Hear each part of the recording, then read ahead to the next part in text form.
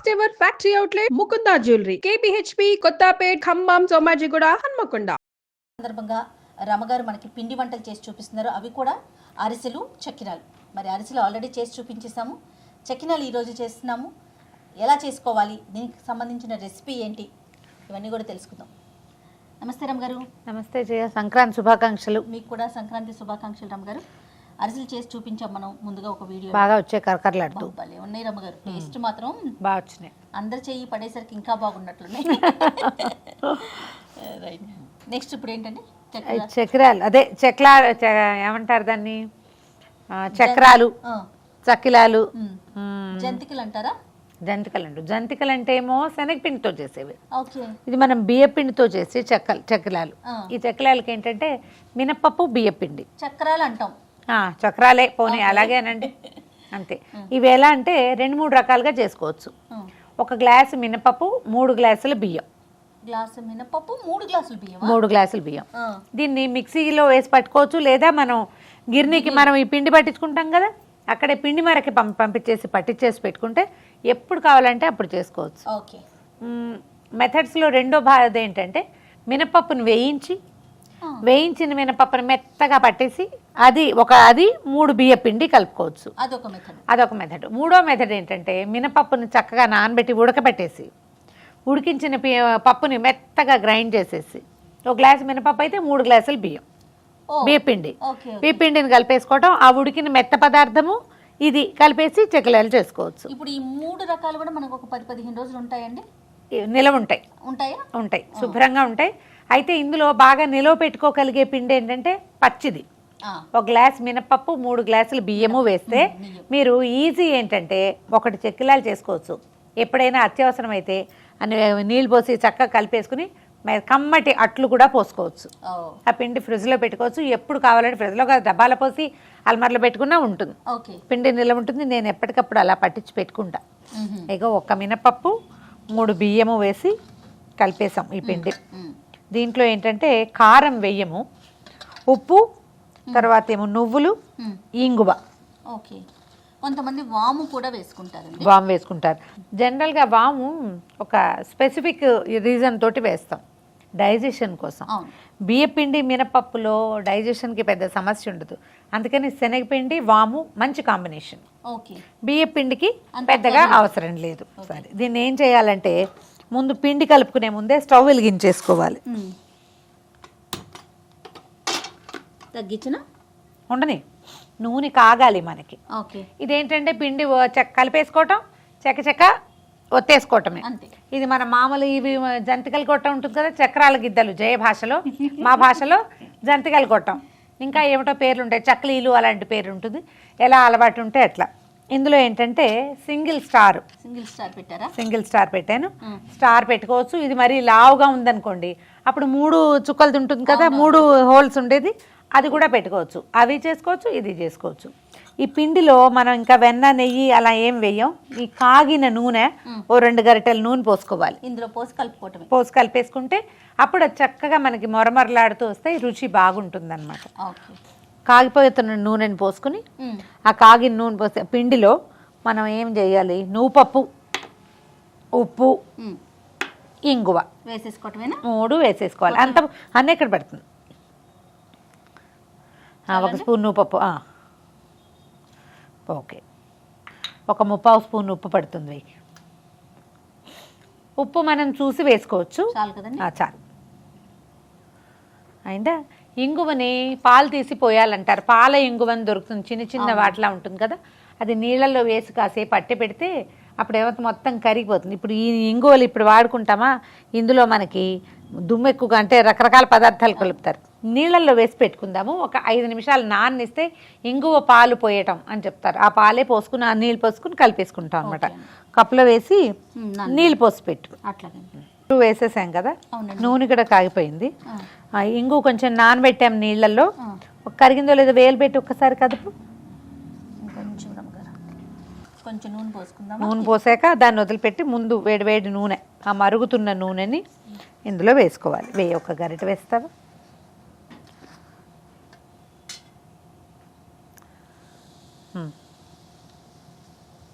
ఇంకొక కొంచెం ఒక్క గరిట.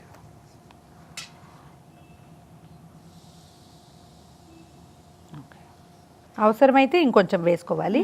ఇది ఎట్లా అంటే మనకి ఈ పిండి చిన్నగా ముద్దవుతున్నట్టుగా అవ్వాలన్నమాట. ఇందాక పొడి పొడిలాడుతుందా వేళ్ళకి అంటుకుంటూ ఆయిల్ వేసిన లక్షణం కనిపిస్తుంది కదా ఇందులో, నూనె కలిసిపోయిన లక్షణం అట్లా అవ్వాలి. ఇంకొక చుక్క వేయచ్చు.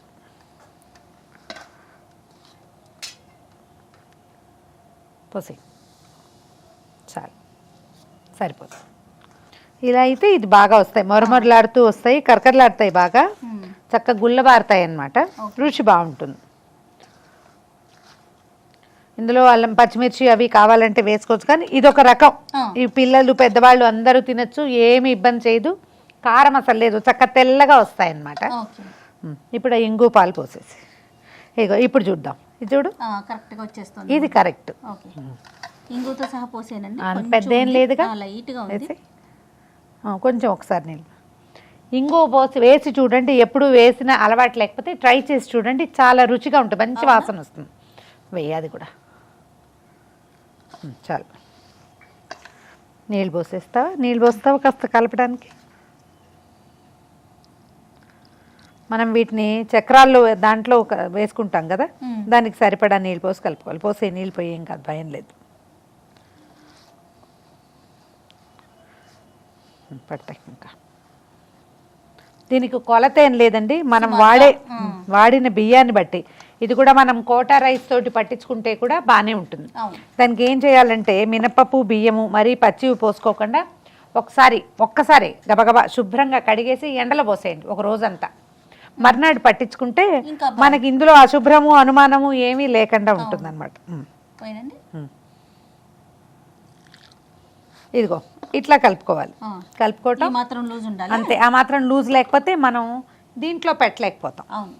వీటిని నూనె ఎలాగో వేడిగానే ఉంది, కొద్దిగా గ్రీజ్ చేసి వీటికి కొంచెం నూనె అంటించుకోవటము.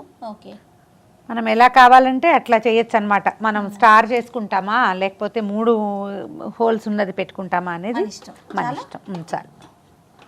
దీంట్లో డైరెక్ట్గా ఇందులోకే పెట్టుకుంటే అంటే పొయ్యి మీదకే పిండటం ఒక పద్ధతి. పొయ్యి మీద కాదు, మనం పక్కన 2 మనుషులు ఉంటే మనకి ఈజీ.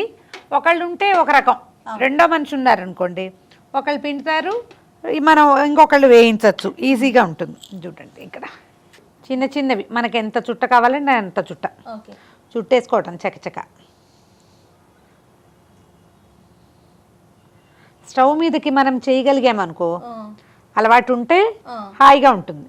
ఇదేమి సతాయించదు ఈ పిండి. మినపిండి ఉంది కాబట్టి ఒట్టి బియ్య పిండి అనుకో మన కాల్చుకు తినేస్తుంది, అది అవి విరిగిపోతుంటాయి ముక్కలు. దీంతో ఏ గోళ లేదు.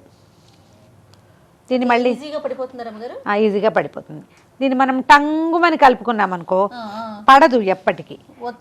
ఇవి మనం ప్లేట్ మీదకి తీసుకుంటే ఏంటంటే ఈజీ, ఇందులో నుంచి మనం ఇక్కడ ట్రాన్స్ఫర్ చేయటం కష్టం లేకుండా ఉంటుంది అనమాట. ఇందులోనే పిండుతాను చూడు.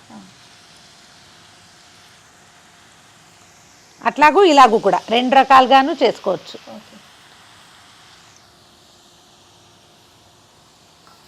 మనకి క్యూట్గా అన్నీ ఒకే సైజులో రావాలంటే మనం ఇలా దగ్గరగా పిండితే చక్కగా వస్తాయి, అందంగా ఉంటుంది అన్నమాట.